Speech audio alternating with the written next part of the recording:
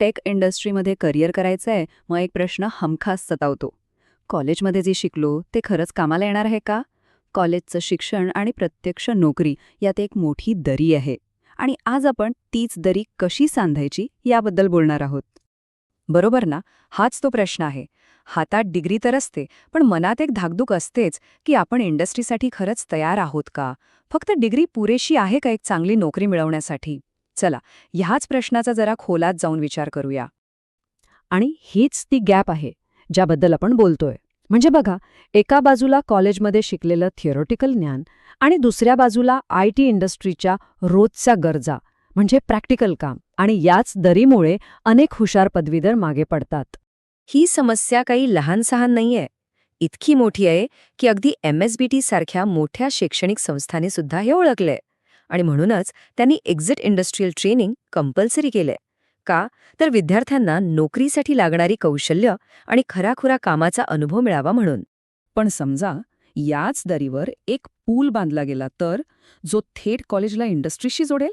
आणि सगळ्यात भारी गोष्ट म्हणजे बारामतीतल्या विद्यार्थ्यांसाठी हा पूल इथल्या इथे अगदी आपल्या बारामतीतच उपलब्ध असेल तर. हो, हे खरंच शक्य आहे. आणि तो पूल म्हणजे VS सॉफ्टवेअर लॅब्स. हे फक्त एक साधं ट्रेनिंग सेंटर नाहीये, तर हे एक असं ठिकाण आहे जे खास तयार केलं गेलंय. कशासाठी? तर कॉलेजमधील शिक्षण आणि इंडस्ट्रीच्या गरजा यामधला अंतर कमी करण्यासाठी. आणि ह्याचा फायदा किती जणांना झालाय माहितीये? 1000हून अधिक विद्यार्थ्यांना. हा फक्त एक आकडा नाहीये, हा VS सॉफ्टवेअर लॅबच्या विश्वासाचा आणि त्यांच्या यशाचा पुरावा आहे. पण प्रश्न येतो की VS सॉफ्टवेअर लॅबचंच का निवडायचं? तर पहिली गोष्ट, ते महाराष्ट्रातले एक विश्वसनीय रजिस्टर्ड MSME IT प्रोव्हायडर आहेत. दुसरी गोष्ट, त्यांनी मोठमोठ्या कॉलेजेससोबत पार्टनरशिप केली आहे. आणि तिसरी, सगळ्यात महत्त्वाची गोष्ट, इथे तुम्हाला थेट खऱ्याखुऱ्या लाईव्ह प्रोजेक्ट्सवर काम करायला मिळतं. थिअरी नाही, फक्त प्रॅक्टिकल. तर मग या ट्रेनिंग राऊंडवर म्हणजे या इंटर्नशिपमध्ये नक्की काय काय मिळतं? चला जरा जवळून बघूया. इथे ऑप्शन्सची काही कमी नाही आहे. म्हणजे बघा, ज्यांना कोडिंग आवडतं त्यांच्यासाठी पायथन, जावामध्ये सॉफ्टवेअर डेव्हलपमेंट आहे. ज्यांना मोबाईल ॲप्स बनवायचे त्यांच्यासाठी फ्लटर आहे. अगदी डेटा ॲनालिटिक्स, AI, ML आणि क्लाउड कम्प्युटिंगसारखे लेटेस्ट पर्यायसुद्धा आहेत. आणि हो, फक्त टेक्निकलच नाही, तर डिजिटल मार्केटिंग, HR आणि UI/UX डिझाईनसारखे क्रिएटिव्ह आणि बिझनेस ऑप्शन्स पण आहेत. म्हणजे प्रत्येकाच्या आवडीनुसार काहीतरी आहेच. म्हणजे हा फक्त एक कोर्स नाहीये, हा इंडस्ट्री रेडी होण्याचा एक पक्का मार्ग आहे. Step by step. पहिला म्हणजे तुम्हाला खऱ्या प्रोजेक्टवर काम करायचा अनुभव मिळतो. दुसरं, तुम्हाला इंडस्ट्रीतल्या एक्सपर्ट्सकडून डायरेक्ट गायडन्स मिळतं.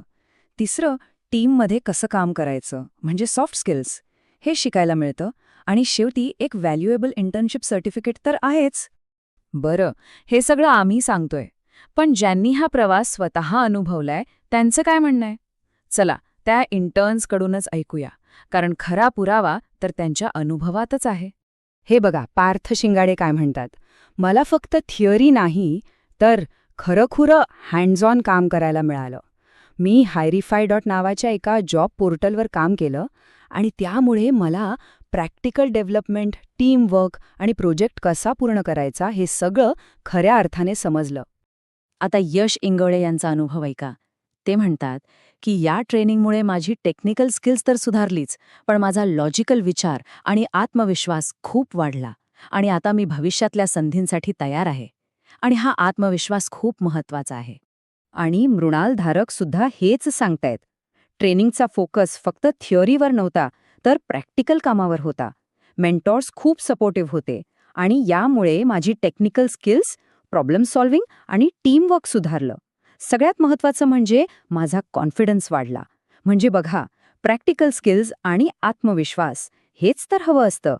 तर मग लक्षात आलं असेल, ही फक्त एक इंटर्नशिप नाहीये, ही एका मोठ्या बदलाची, एका यशस्वी करिअरची सुरुवात आहे, एका खऱ्या ट्रान्सफॉर्मेशनची. फरक स्पष्ट आहे. इंटर्नशिपच्या आधी काय होतं? फक्त थिअरीचं ज्ञान, इंडस्ट्रीचा अनुभव शून्य आणि करिअरबद्दल मनात गोंधळ. पण इंटर्नशिपनंतर हातात आहेत प्रॅक्टिकल स्किल्स, प्रत्यक्ष प्रोजेक्टवर काम केल्याचा अनुभव आणि हो, सगळ्यात महत्त्वाचं, इंडस्ट्री रेडी असल्याचा जबरदस्त आत्मविश्वास. यालाच म्हणतात खरं ट्रान्सफॉर्मेशन. तर मग आता प्रश्न हा आहे की आपलं भविष्य घडवण्यासाठी, ही झेप घेण्यासाठी आपण तयार आहोत का? कॉलेज आणि करिअरमधली ही दरी ओलांडून एका नव्या प्रवासाची सुरुवात करण्यासाठी आपण तयार आहोत का?